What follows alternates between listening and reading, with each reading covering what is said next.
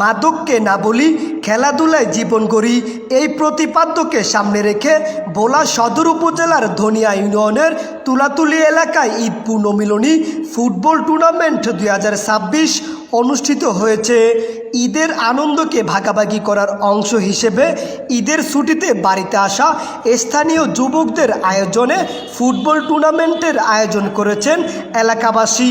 সর্বমোট 9টি দলের অংশগ্রহণের মধ্য দিয়ে এ ফুটবল টুর্নামেন্টের আয়োজন করা হয়। এতে 9টি দলের মধ্যে 2টি দল ফাইনাল ম্যাচে অংশগ্রহণ করেন।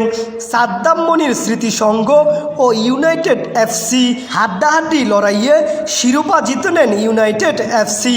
এ সময় ফাইনাল ম্যাচ সেরা পুরস্কার পেয়েছেন ইউনাইটেড এফসির সিফাত।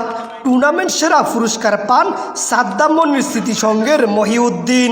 এরপর ইউনাইটেড এফসির অধিনায়ক শাওনের হাতে চ্যাম্পিয়ন ট্রফি, সাদ্দাম মনির স্মৃতিসংঘের অধিনায়ক ইকবাল হোসেনের হাতে রানার আপ ট্রফি সহ আর্থিক অনুদান দেওয়া হয়।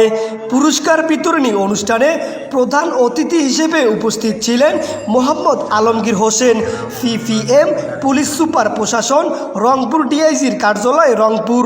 আরও উপস্থিত ছিলেন ভোলা টেলিভিশন জার্নালিস্ট অ্যাসোসিয়েশনের সাধারণ সম্পাদক হেলাল উদ্দিন কোলদার ও মাকসুদুর রহমান সোহেল সহ স্থানীয় গণ্যমান্য ব্যক্তিবর্গ। পেয়ার ইসলাম নুরুদ্দিন, কিলিকি ভোলা।